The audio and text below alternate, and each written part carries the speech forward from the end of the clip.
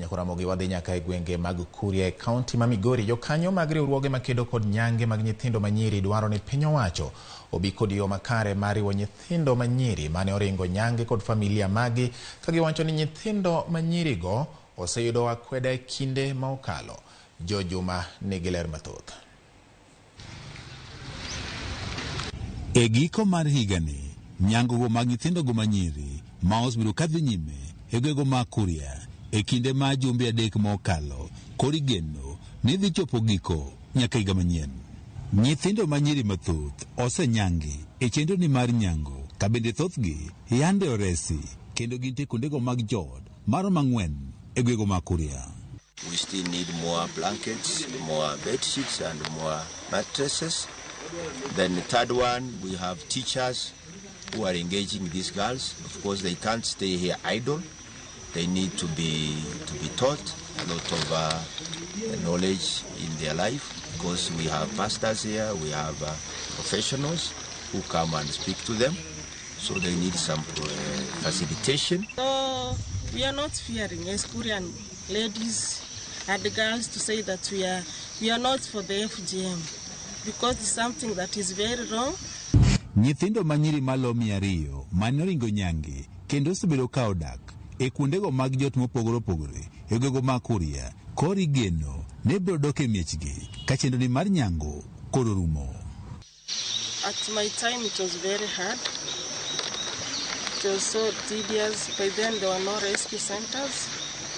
So the problems, the abuses that the Koreans have, I received them. But because I came through, that's why I'm here to tell the girls that they're supposed to be strong. E seche magi kore mar dok e miechgi, luoro koro nitiere ni moko kuomgi koro dekeda kweda ka kuom jonyuolgi ka achiel kuom oganda mande dwaro ne gidhi nyango. It's an exit, because I know some of the girls you are seeing here, they have come here on their own. Some have been brought here by the police, and after the exercise they will need to be taken back to their families. So that migration is one that is tedious to us.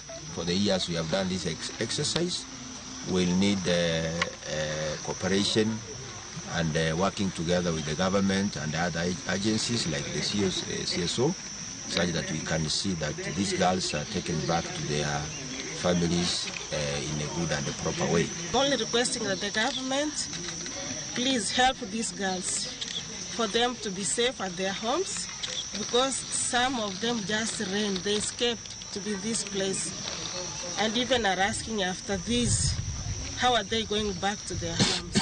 Bende mokum jokanyogo arwogegi makedo kod nyange bende dwaro mondo piny owacho okaw okang' mar chik ne ruodhi ka achiel kod jodong gwenge bende gwenge mag rito weche mag nyango ne odhi nyime.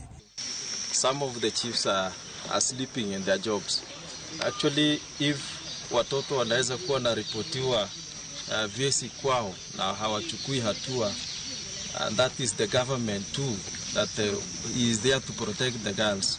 We request the government to take actions on those chiefs ambao watoto wao wamekatwa kwa area zao. The government has spent a lot of money for the Council of Elders in engaging, plus the stakeholders, engaging them to end this vice. But still, wameruhusu watoto kukatwa. Actually, let the government ask this Council of Elders why.